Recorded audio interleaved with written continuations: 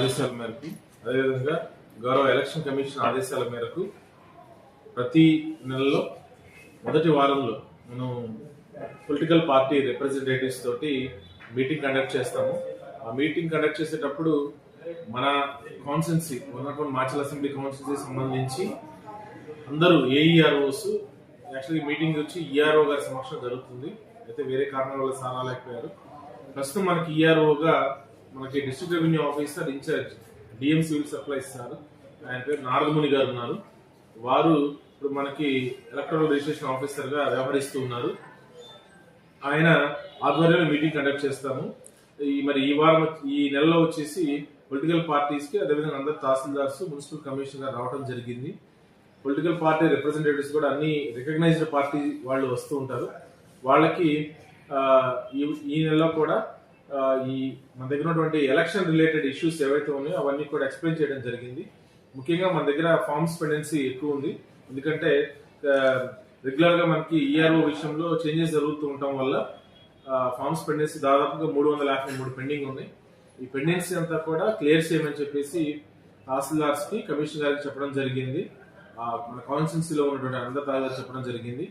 అదేవిధంగా గ్రౌండ్ లెవెల్లో బిఎల్ఓస్ అందరూ కూడా ఖచ్చితంగా గ్రౌండ్ లెవెల్కి వెళ్ళి క్షేత్రస్థాయిలో పరిశీలించి మాత్రమే ఆ క్లెయిమ్ యాక్సెప్ట్ గా రిజెక్ట్ చేయాల్సినటువంటి ఆవశ్యకత ఉందని చెప్పేసి చెప్పడం జరిగింది. ఎవరు కూడా వితౌట్ ప్రాపర్ వెరిఫికేషన్ ఆ క్లెయిమ్ రిజెక్ట్ చేయడానికి లేదని చెప్పడం జరిగింది.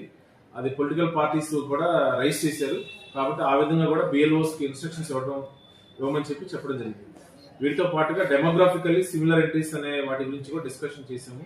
ఆ డెమోగ్రాఫికల్లీ సిమిలర్ ఎంట్రీస్ అంటే ఒకే వ్యక్తికి 2 చోట్ల ఉండదు, టౌన్ లో ఉండొచ్చు, రూరల్ లో ఉండొచ్చు. అది మనకి ఫార్మాట్ ఏని మనము వాళ్ళకి పోస్టర్ ద్వారా పంపిస్తాము. ఆ ఓటర్ ఎవరైతే ఉన్నారో ఎక్కడైతే ఓటు తను ఉంచుకోవాలనుకున్నారో వాళ్ళు ఆప్ట్ చేసుకోవచ్చు, వాళ్ళ చాయిస్ ఉంటుంది. కాబట్టి ఆ రెండిట్లో వాళ్ళు ఒకటి చాయిస్ తీసుకొని మళ్ళీ మనకి రిటర్న్ పంపిస్తారు. ఒకవేళ కనుక వాళ్ళు ఆ టైంలో కనుక అందుబాటులో కనుక లేకపోతే బిఎల్ఓ వెళ్ళేసి 15 రోజుల్లోపు 15 రోజులు టైం ఉంటుంది దానికి. ఈ 15 రోజుల్లోపు వాళ్ళు ఫీల్డ్ లెవెల్ వెరిఫై చేసుకొని అవసరంతో వాళ్ళని కూడా ఫోన్ ద్వారా సంప్రదించి వాళ్ళ యాబ్సెన్స్ లో వాళ్ళది వెరిఫై చేసుకొని ఎక్కడైతే ఉండాలనుకుంటారో వాళ్ళకి అది ప్రపోజ్ చేయడం జరుగుతుంది. దాన్ని ఏ క్లెయిమ్ అయినా సరే ఈఆర్ఓ గారు యాక్సెప్ట్ చేయడం జరుగుతుంది. దీంతో పాటుగా మనకి ఆల్రెడీ 1 month బ్యాక్ గౌరవ ఎలక్షన్ కమిషన్ గారి ఆదేశాల మేరకు ఈ కలర్డ్ ఫొటోస్ ఉన్నటువంటి ఓటర్ లిస్ట్ ఇవ్వడం జరిగింది. ఈ ఓటర్ లిస్ట్ లో కలర్ ఫోటో ఉంటాయి. ఏదైతే పాత ఫోటోలు ఉన్నాయో, నాన్ డైమెన్షనల్ ఫోటోస్ ఉన్నాయో, లేదంటే నాన్ హ్యూమన్ ఫోటోస్ అంటే మనిషి ఫోటోలు కాకుండా వేరే అయినా ఉండొచ్చు. అదేవిధంగా జిబరిష్ ఎంట్రీస్ అంటే అసలు మీనింగ్ లెస్ ఎంట్రీస్ ఏవైతే ఉన్నాయో వాటన్నిటికి కూడా ఫామ్ 8 అప్లై చేయించమని చెప్పడం జరిగింది. ప్రతి పోలింగ్ స్టేషన్ లో దీనికి సంబంధించి ఇప్పుడు స్పెషల్ డ్రైవ్ జరుగుతుంది. నా రిక్వెస్ట్ ఏంటంటే అందరూ కూడా ఈ అవకాశాన్ని సద్వినియోగపరచుకోండి.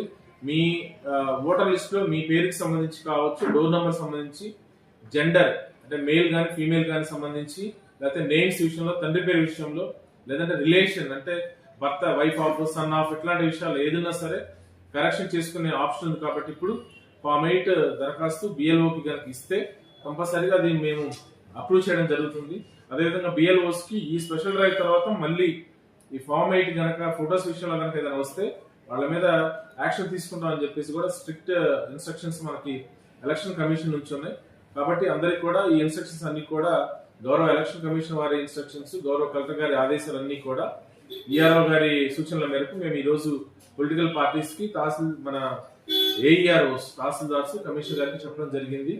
మరి ఇది కూడా మీరు కూడా పబ్లిక్ కి వైడ్ ప్రాపగండా ఇచ్చి అందరూ కూడా ఈ ఫామ్ 8 ఏవైతే కరెక్షన్స్ ఉన్నాయో అవి అప్లై చేసుకునే విధంగా వైడ్ పబ్లిసిటీ ఇవ్వాల్సిందిగా అందరినీ రిక్వెస్ట్ చేస్తూ ఉన్నాను. Thank you.